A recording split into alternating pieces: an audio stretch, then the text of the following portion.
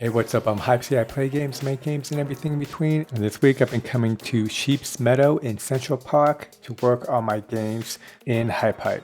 HypeHype is a dope app that allows you to make and play games on your phone, tablet, even the desktop browser. HypeHype is currently on early access. You'll need to go to hypehype.com, fill out a short form, and they'll send you a link to download the app on your iOS or Android device in 24 to 48 hours. If you like this kind of video where I make and play games, be sure to like, subscribe, and hit that bell notification. Let's check out this game, Ball Template by Jose. The concept of this game, I'm a big fan of. One of the great things about HypeHype is the ability to remix a game, take components, mechanics from a game that you like and remake the entire game in your own way, or take components from a game and put them into your game. One thing I like here is this character. We have the joystick button and we got these plus and minus values, math operator. This is adjusting the force amount. Let's take a side view look. Game end, fail, game end, success. And we got collision triggers in the object. We got the touch end. Let's follow these links. These go to the force.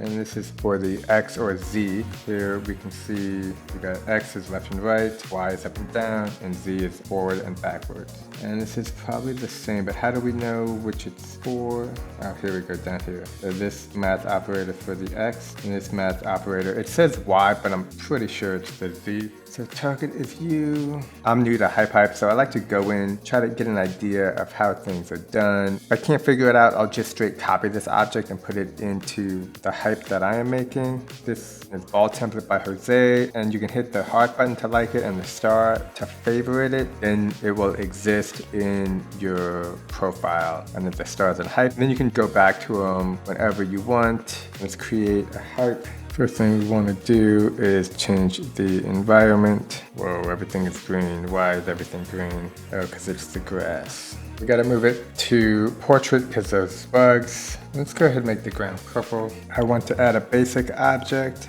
something looking like this. Under visuals, we have the different colors. You can have up to 20 different visual colors. I want to change this one to just make it a little bit more kind of blue. And then I want a little messing with the diffuse.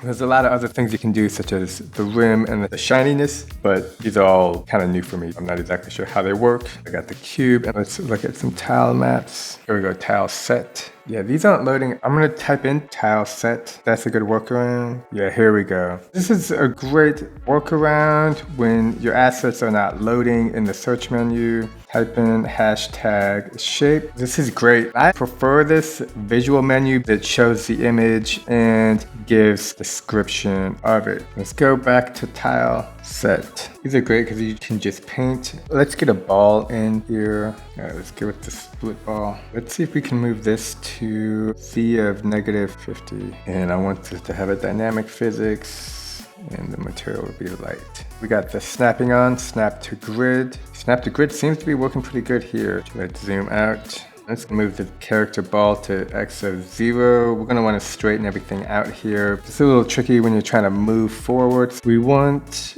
the ground to be a checkered ground. This will help let the player know that they have reached the finish line. There's actually a tile map for this tile set. I kind of want to just make them smaller, divide by 2 on the sizes. And I'm gonna do snap to edges. Yeah, there we go. And I want the player to be able to bust through it like a wall. I think that would be cool. Okay, I think this is an immovable object. These are dynamic objects. This is an immovable object, and this is gonna be the player. First thing I wanna do is have the ball move forward, but we're gonna want it to be rolling. Instead of trying to recreate the wheel, I'm just gonna go ahead and take another wheel. To select multiple objects, tap and hold and you'll see a white outline around the object. If you're new to HypeHype, check out my video editor overview. It's a good introduction into HypeHype. I got the joystick, I got the ball, copy, exit, paste. Logic on. Let's change the camera view. X of 0, get that positioning just right. Set camera view. Logic on. Up there's the camera. So I'm gonna select it, and I want to make sure, yeah, this is on 0. So I'll keep behind the character. Yeah, this looks good. Ball is facing the wrong direction. Why are you facing that way? All right, let's move the ball down. I'm just gonna hit play, see what happens. The ball is facing the wrong direction. I think maybe this is supposed to be left and right, and then this is supposed to be left and right. Oh, almost. Cool, looking good. Sweet, now let's change the color. So we call progress. Let's see what happens if we put this bad boy in the field. Oh, it's not a physical collision. Yep, that's great. Yeah, I just want to see what happens when this comes in contact. Cool, let's go ahead and make this physical light. You know what, I don't like the way this ball is moving. Let's go ahead and make you bouncy. Also, the sound effects, I'm not down with it. Is it this one? Nope. Yeah, 8-bit third. So let's go ahead and disable this one for now. I'm gonna go ahead and just change the size of this. It's good to play test along the way. Cool. The movement works a lot better. Nice, and we smash through there. I kind of want to put all these into a container. So let's just go get a container. And then we can just select these and move it over. No, that's not working. Okay, maybe we can do it one at a time. Yes, we can do it one at a time. I'm figuring this out as I figure it out. This was just in my face. I didn't like it. Let's get this level built out. Do this again. It's making me feel good. Smash through it. I think we can add a game success. So we do show. We got collision trigger for game end. Game success. Okay. What color was that? Yellow. This is simple. Should have done it originally when I created it. When you go the long way, you learn shortcuts along the way. I'm just going to delete all of these and then copy the ones with the yellow object to enable the game over like we want. Delete. When selecting objects, there is a best place to select the object. Keep in mind where tapping is easiest. Duplicate. Smashing through these should cause a game success. Some of them look to be falling. Yes, what I want to do is go here, select the tile map, and then just kind of erase every other. The reason for this is for visual aesthetics. We hit duplicate, okay. Let's make it red for now. I wanted to offset this. Yeah, there we go. We can see the obvious contrast. Cool. It just looks cooler than a solid color. I apparently picked up a dust particle somewhere. Okay. Make this physics to be bouncy. Change the color to blue. There, I think that's lined up.